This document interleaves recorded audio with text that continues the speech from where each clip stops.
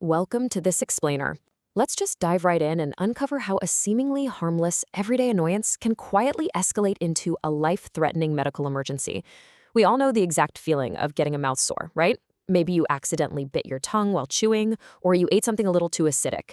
It's annoying, it stings for a few days, and then, you just forget about it. But what happens when that minor annoyance isn't actually minor at all? Today, we're breaking down the clinical data and some intense real-world case studies to get a foundational understanding of tongue cancer. We're going to see exactly how it starts, what drives it, and how incredibly fast it can progress if you just brush it off. So, that brings us to the big question we're tackling today.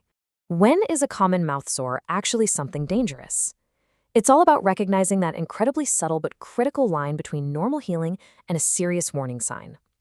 According to the medical experts in our source material, tongue cancer very often masks itself at the very beginning as a simple canker sore, which doctors call stomatitis. Because this is such a common, everyday ailment, people tend to just ignore it. They assume it's just a standard mouth ulcer that'll run its course. But the real danger? It lies right in that assumption. Section 1, the unhealing canker sore. Let's see how a super common symptom can suddenly turn into something much more serious. There is a stark, absolute contrast between a standard canker sore and a dangerous, intractable one that's slowly morphing into cancer. Normally, a typical, harmless canker sore resolves entirely on its own within 1 to 2 weeks tops. But an intractable sore, one that just stubbornly refuses to heal, will persist and gradually grow deeper. The source material notes that in the most common cases of tongue cancer, patients just noticed a sore that wouldn't go away, and by the time they realized something was genuinely wrong, an actual cancerous tumor had already formed. So what's the magic number you need to remember? 1. 1 month is the absolute limit. If a sore hasn't healed by this point, it is a glaring, massive red flag that you absolutely must not ignore. If you or someone you love has had a sore spot on the tongue or inside the mouth that is still hanging around after 4 weeks, it completely exits the realm of a normal annoyance. At that point, you've got to get it professionally evaluated. Moving on to Section 2, physical triggers and friction. And honestly, the everyday things that trigger these sores might really surprise you. You see, tongue cancer often begins from chronic friction. It isn't always some invisible genetic factor. Sometimes it's purely mechanical wear and tear. This heavily impacts the elderly through things like ill-fitting dentures.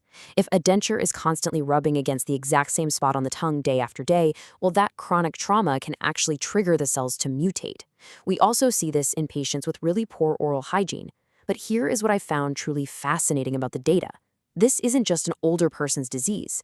It regularly affects young people too. Why? Because many younger individuals have smaller jaws, which forces their teeth to point inward.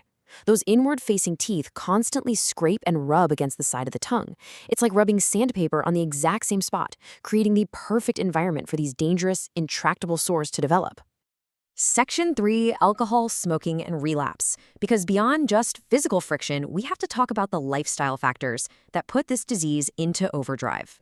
No big shocker here, right?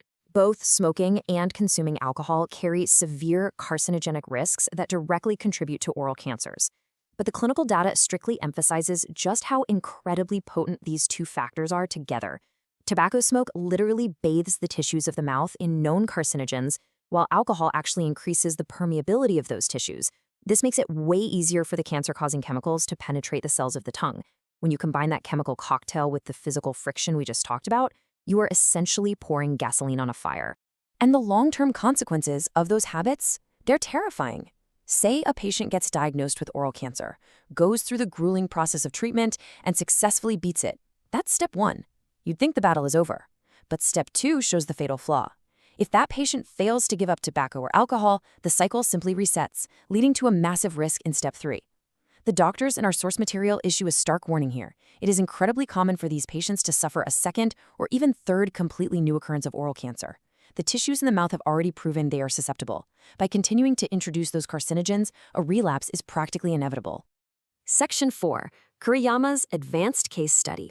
To really grasp the gravity of ignoring these signs, let's look at a real-world medical case study, a patient named Kuriyama-san.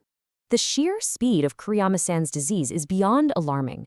At point 1, when initially seen at a referring hospital, the tumor was estimated to be around 3 centimeters. That is already quite significant. But in the very short time it took to arrive at the specialized treatment center for point 2, the tumor had rapidly grown to exceed 4 centimeters in size. And it didn't stop there. By point 3, the cancer had aggressively advanced, metastasizing and creating multiple new tumors all throughout the lymph nodes in the patient's neck. This is a highly advanced state of the disease, and it demonstrates exactly why you cannot just wait around for a mouth sore to heal once it passes that 1-month mark. It spreads like wildfire. Korea Ma-san's examining doctor made this really chilling observation. They noted that the tumor was spreading inward rather than outward. By the time the patient arrived for treatment, the massive ulceration had consumed more than half of the entire tongue.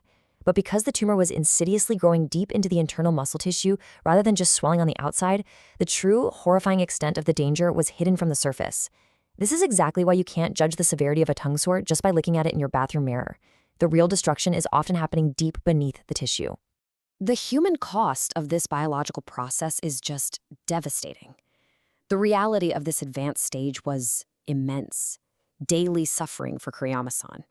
The tumor itself generated intense pain that required constant medication just to manage.